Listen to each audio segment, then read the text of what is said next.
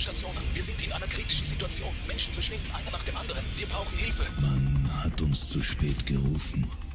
Das Rettungsteam war zu allem bereit. Aber dann dieses helle Licht. Ich habe nicht mal die Augen aufgemacht. Wir sind allein geblieben.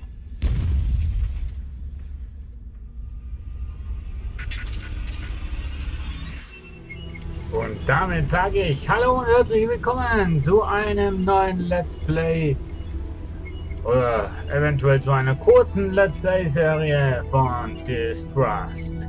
An der Stelle bedanke ich mich recht herzlich bei meinem Kollegen Interceptor für dieses Geschenk Distrust. Er hat es mir via Steam Gift geschenkt. Herzlichen Dank an der Stelle an dich.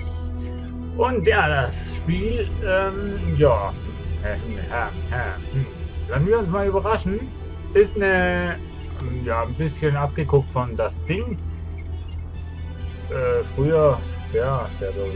Ich habe es nie gespielt, aber auch so ein mystisches Spiel. Und ich habe genau ein Let's Play geschaut von Kruger.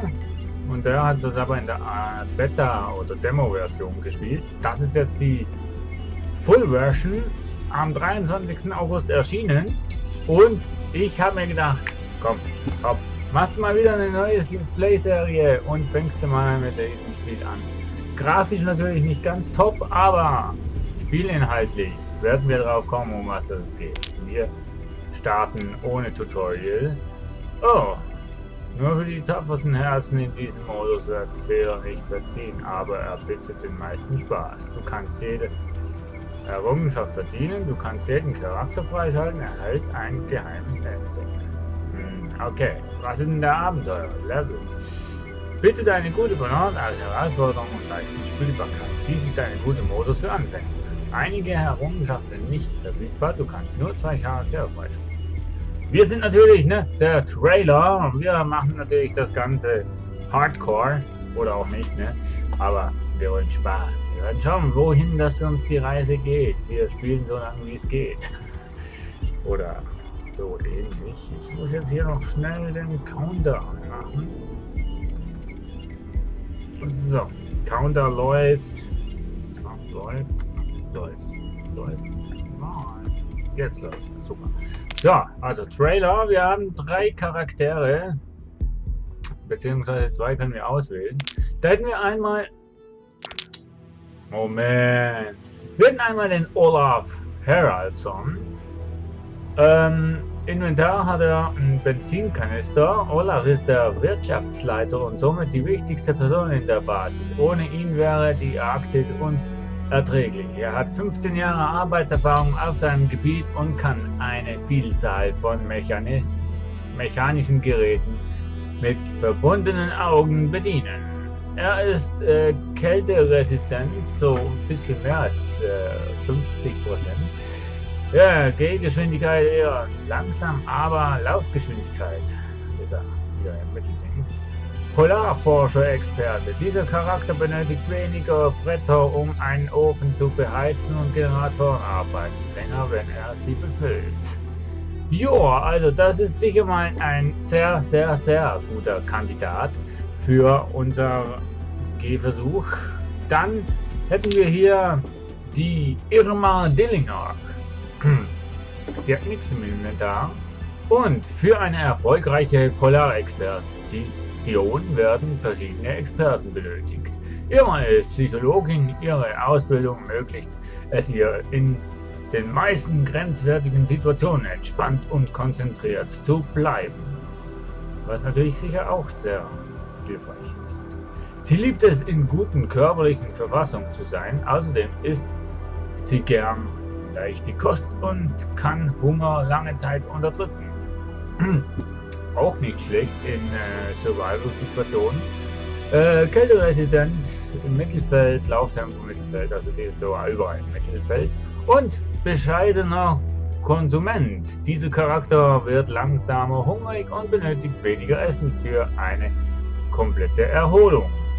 Ja, denke ich auch mal, so eine Mittelstand, ne, müsste man eigentlich auch im Team haben. Und wen hätten wir denn da noch? Den James Abrams, hat auch nichts im Inventar. James stammt aus einer Familie von Polarforschern. Schon sein Großvater war unter den ersten, die die Arktis während ihrer Expedition im Land des eisigen Schreckens bezwangen. Als erfahrener Forscher hat James bereits Dutzende Expeditionen überstanden und gelernt, sich auch in die extremsten Bedingungen anzupassen. Sein Körper ist robust und er kann extrem niedrige Temperaturen aushalten. Kälteresistent, total 100% würde ich jetzt mal dem sagen. Aber er ist halt Lauftempo langsam und Laufgeschwindigkeit auch. Ob das gut ist? Frostresistenz, steckt niedrige Temperaturen gut weg, kann sich fast dauerhaft in niedrigen Temperaturen aufhalten, wenn eine Jacke getragen wird.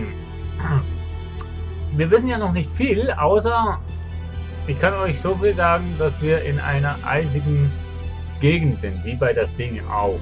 Da sind wir auch in einer Base in der Antarktis irgendwo.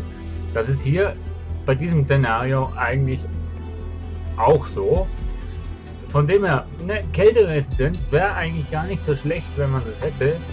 Aber ich entscheide mich, dass ich den Mechaniker, würde ich jetzt mal so sagen, nehme. Und den Kochen und Essen, das ist immer gut, wenn man jemanden im Team hat, der nicht so viel essen muss, dann hat man mehr für den anderen, oder? Nee, Quatsch. Aber ne, jemand, der kochen kann, der ist auch noch recht hilfreich für das Ganze. An für sich, alle drei wären natürlich die perfekte Konstellation für die erste Mission, beziehungsweise für den Ausflug, beziehungsweise für die, keine Ahnung, was wir machen müssen, irgendwie den Ausweg suchen auf jeden Fall. Ja, ich entscheide mich für den Olaf und für die Irma. So, du benötigst die Errungenschaft, die überladene Alien-Reflektor. Er spielt das geheime Ende im Trial-Modus. Okay. So, dann starten wir mal. Draußen ist es im Kalten immer kälter als drinnen. Ja. Außer du bist im Gefrierschrank, dann ist natürlich drinnen kälter als draußen. Aber das Schöne ist bei dem Spiel, es ist auf Deutsch. Das gefällt mir bei Spielen, wenn sie auf Deutsch sind. Ja, ich bin echt gespannt, was uns erwartet. Ich habe wirklich nur mal die Demo von Bruga geschaut. Da habe ich gefunden, ja, das sieht doch eigentlich noch sehr interessant aus. Das könnte noch sehr spannend werden. Wir sind auf einem Planeten, also schon Erde, aber da gibt es irgendwelche Dinger, die nicht von hier sind. Dafür kann ich euch beraten. Aber wie es genau ausschaut, werden wir sehen.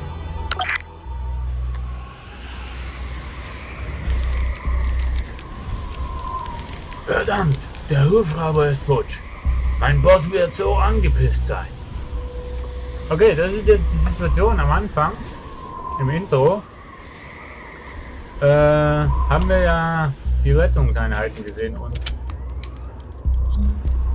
im Prinzip haben wir auch gesehen, dass der Hubschrauber abgestürzt ist. Ne? Das ist die Karte. Hier ist der Ausgang. Für diese Zone brauchen wir einen Code. Diesen Code finden wir hier auf der ganzen Map. Wir müssen essen, schlafen und ja, wir müssen jetzt hier natürlich hier mal nach Sachen suchen. Mit BASD kannst du Kameraperspektive machen, mit Q und E kannst du im Prinzip. Wir konnten nicht auf dich warten. Die Anomalien laufen amok. Mitch und ich haben in der medizinischen Einheit Anweisungen zurückgelassen, wie man sie bekämpft. Sie sind das Ergebnis eingängiger Beobachtungen. Also befolge sie ganz genau. Okay, ja, kleiner Tipp, ne? Wir haben jetzt einen kleinen Tipp bekommen. Inventar. Wir haben hier Kohle, wir haben hier Brennstoff und wir haben eine Jacke. Ja. Wem ziehen wir die Jacke an? Ich bin natürlich Lady-Fan und gebe ihr die Jacke. Das ist nochmal das, was wir vorhin gesehen haben. So, Inventar teilen sie sich beide.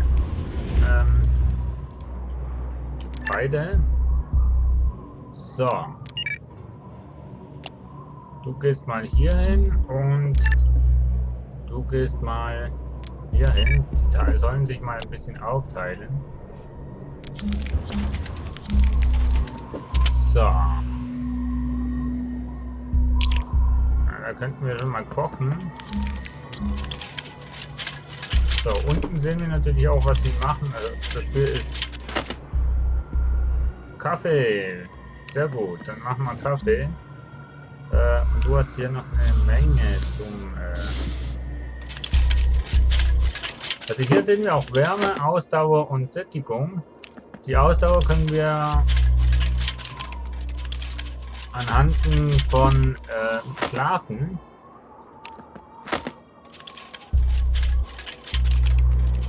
stoppen. So. Sie ist fertig. Sie kann... Was kann sie denn? Bratkartoffeln machen? Oder dann macht sie noch Bratkartoffeln.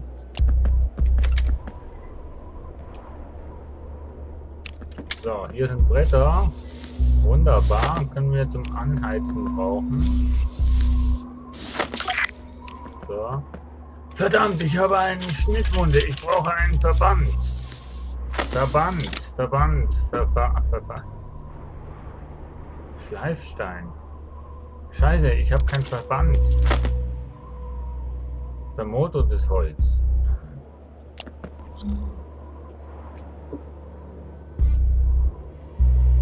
Ich brauche Verband. Warte mal. Abbrechen.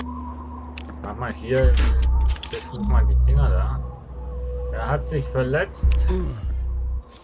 Das heißt, wir müssen hier... Die hat das Essen gefunden.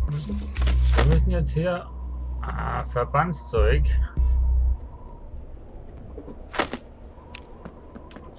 suchen. Wo bin ich denn jetzt? Das ist ein Ofen. Naja. So.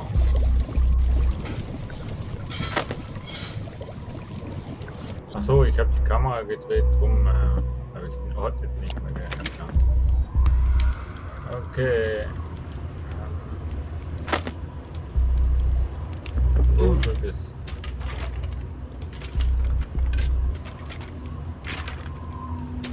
So. Geschlossenes Fenster. Hier haben wir eigentlich nicht wirklich viel. Du gehst mal da durch. Der Hoffnung, dass du hier verbandst.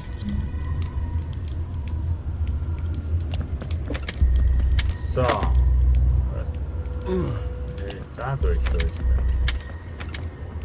Er braucht dringendst. Was hast denn du jetzt hier gefunden? Ich weiß nicht. Tiefkühltruhe. Oh ja, finden wir.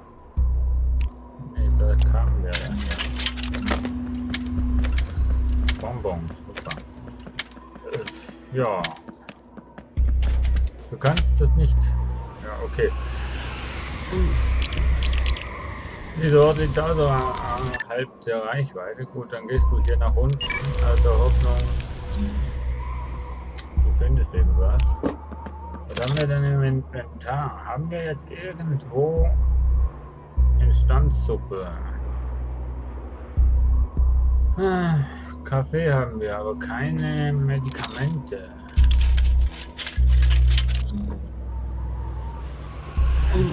Ich habe das Jetzt bist du ja schon. Wo sind hier die Tür? Hier.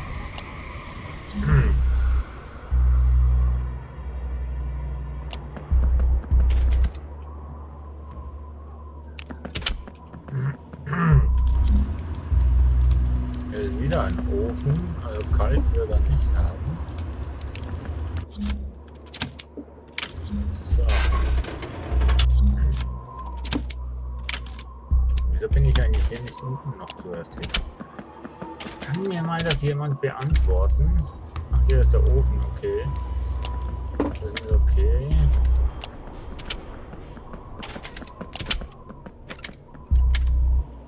Oh Mann, was ist denn das für eine Hütte hier? Außer kochen kann ich hier nichts, oder was? Naja gut, kochen ist auch nicht wirklich schlecht.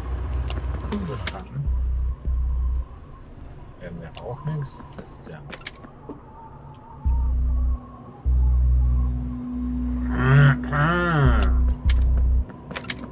Da gibt ja gar nichts zum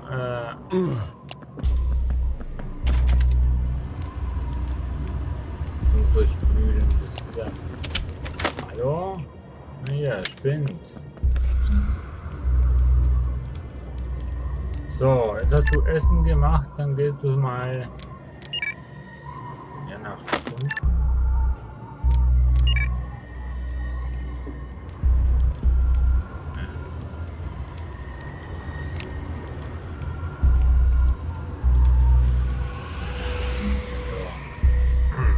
Was hast denn du jetzt gefunden? Isolierband, aber immer noch kein Schmerzmittel. Kleiner Erste-Hilfe-Schrank. Na also, den habe ich ja. Wir konnten nicht auf dich warten. Ja, das kennen wir doch schon. Was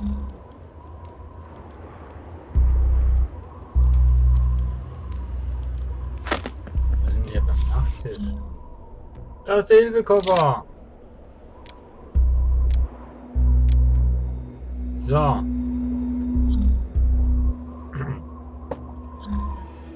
Ausdauer. Du bist mal was. Okay. Er heilt sich jetzt wieder. Schlüssel. Welch ein Glück, das müssen die Schlüssel sein, um die Türen der Basis zu öffnen. Welche Schlüssel passt in welche Tür? Sie hat die Schlüssel gefunden. Warum hat denn der Kollege da das nicht gemacht? So. Blockierter Eingang. Ah, so bist du? Blutung. Verwende einen Verband, um sie zu stoppen. Habe ich jetzt keinen dreckige Verbände? Ja, komm. Habe jetzt nichts Sauberes. Du kannst mal hier.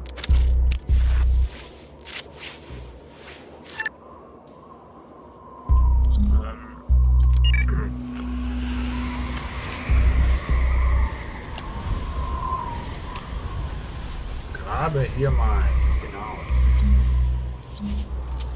Ja, die hat ja noch warm.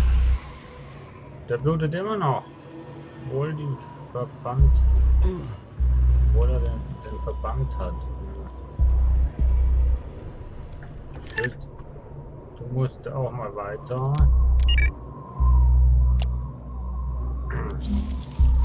Oh, Jungs. Schlafen solltet ihr auch mal.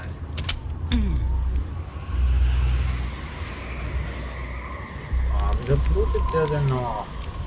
Verwende einen Verband, um es zu stoppen. Ich hab doch jetzt einen Verband. Karte.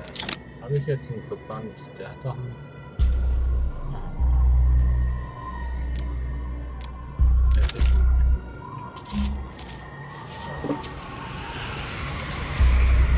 Bescheidene Konsument.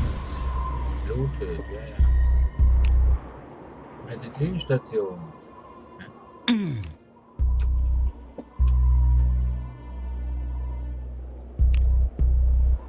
Benötigt Gegenstände. Was? Sterilisationspuder. Ach so. Aber ich habe auf jeden Fall das Spital gefunden. So, medizinischer Vorrat. Das ist schon mal nicht schlecht. Zone 1, ne? Schreibtisch, da haben wir wieder Text zu lesen. Die meisten Notfälle auf Polarexpeditionen sind auf Lebensmittelvergiftung zurückzuführen. Absorptionspillen sind in diesen Fällen erlässlich. Schnittverletzungen sind viel seltener und in den medizinischen Einheiten stehen immer Verbände zur Verfügung. Bei Erkältung und Erfrierung sollten Erste-Hilfe-Kästen verwendet werden, die so bestückt wurden, dass diese Probleme behandelt werden können. Für Notfälle gibt es in der Basis eine festgelegte Anzahl an Adrenalinspritzen, die direkt ins Herz injiziert werden. Wenn sich jemand in Koma befindet, wird das Adrenalin die entsprechende Person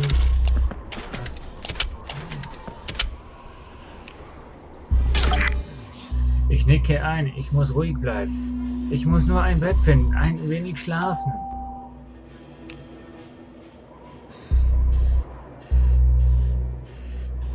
Ich muss erstmal hier...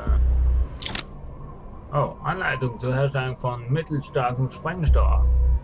Füge Rotpuder hinzu, was als Grundlage für die Verbindung dient. Als nächstes noch Weißpuder, welches die Explosion auslöst. Füge dann rotes Puder hinzu, um die Bombe in die gewünschte Richtung auszulösen. Danach fügst du Rotpuder als Reagenz hinzu. Zum Schluss gibst du Weißpuder hinzu, was als Befestigung dient. Rotpuder, Weißpuder, Rotpuder, Weißpuder. Irgendwie so. Warnung! Werden die Bestandteile in der falschen Reihenfolge vermischt, explodiert der mittelstarke Sprengstoff. Okay.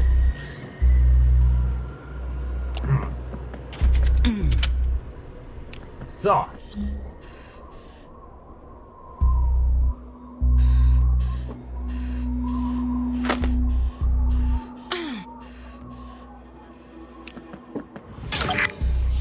Es ist verdammt kalt hier drin. Ich muss so schnell wie möglich einen warmen Ort finden. Stimmt, die friert ja. Regelrecht. Meine Augen wollen nicht. Ja, du bist auch am Einnicken. Was haben wir denn? Trinkst du noch? Ne, trinkst du einen Kaffee? Okay, trinkst du keinen Kaffee? Alte Pillen. Ja, super. Willst du mal was? Du willst auch nichts. Ich habe noch kein Bett gefunden, liebe Freunde. Wirklich, noch kein einziges Bett.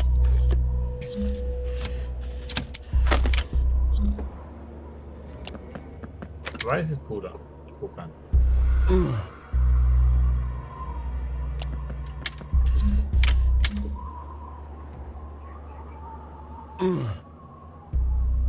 Aktenschrank.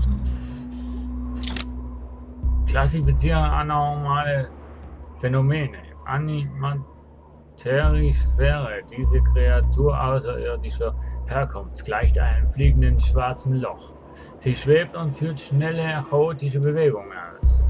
Zudem ernährt sie sich von Thermalenergie und schreckt vor hellem Licht zurück. Bei unseren Experimenten stellten wir fest, dass die Sphäre einen heißen Ofen in nur wenigen Sekunden abkühlen kann. Die Sphäre gibt eine Strahlung ab, die zu rasanten... Dieses Blatt wurde irgendwo herausgerissen. Es gibt garantiert noch mehr. Ich sollte sie finden. Ich sollte mal endlich mein Bett finden. Liebe Kollegen. Krankenstation, aber kein verfucktes Bett.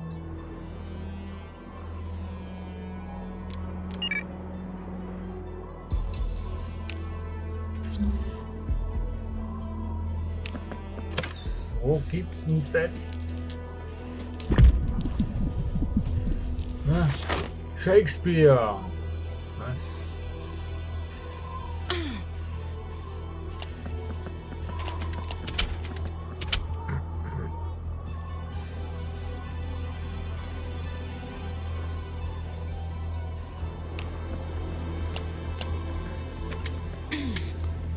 Na, immerhin ein Ofen. Wärm dich mal hier auf. Schwarz galt für schön nicht in der alten Zeit. Und wer ist komische Flüstern?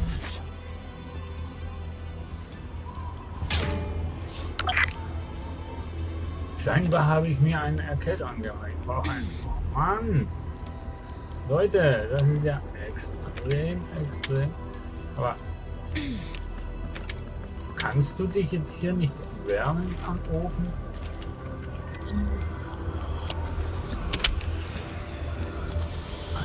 Ein Bett, das wäre jetzt fett. Nein! Oh, euer Anmut sich dein Bild erfreut, doch gleichst du keiner dir an Treu. Halluzinationen. Alter, jetzt fängt's aber an.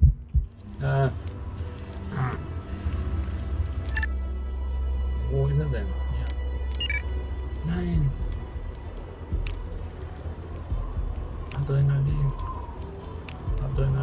Komm. Abbrechen. Adrenalin. Renn! Warum versprichst du mir so schöne Tage und lockst ohne Mantel mich hinaus? Du hast noch einen Mantel an. Komm, renn! Renn! Ich hab ein Bett gefunden. Renn! Oder rette ihn. Und jetzt geh schlafen. Wo ist das Bett? Alter. Wo ist das Bett?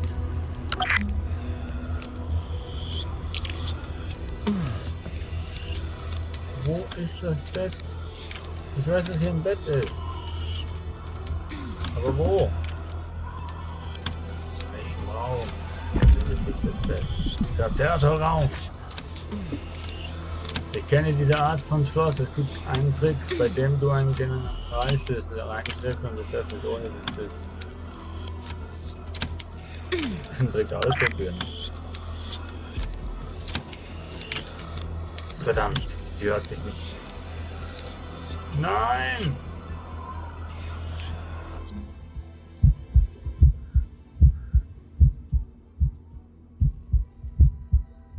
Ein Forscher kann keine... Ah, du hast ein Bett gefunden. Wunderbar.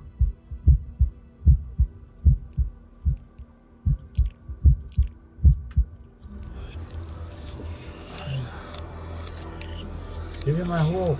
Mensch. Echt schwer, liebe Freunde. Echt schwer.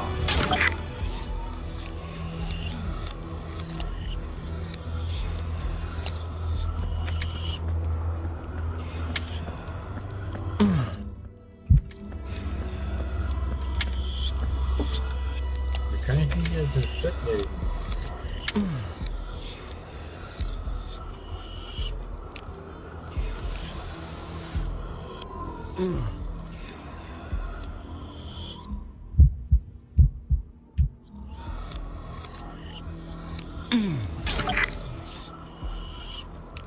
Genau. Du gehst schlafen, währenddem das Vieh am Boden. Oh. Alter, wie kriege ich denn die Dame wieder hoch?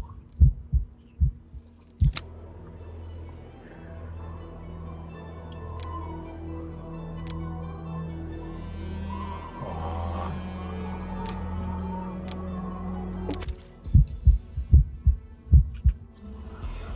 Ey, Leute, das ist echt verdammt schwer.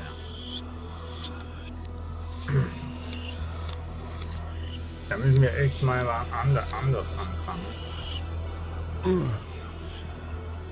Ja, komm, ist okay.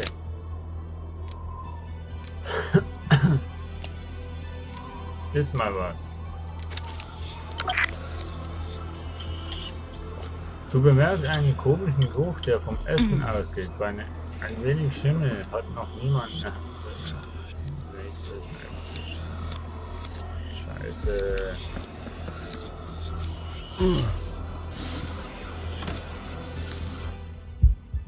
Nein! Du bist gestorben, neuer Spielstand, zurück zum Hauptmenü. Okay, mein erster Versuch, der war zum Scheitern verursacht. Also, bis zum nächsten Mal. Mal schauen, wie wir uns bei der nächsten Runde schlagen werden. Tschüss, ciao, ciao. Ich freue mich.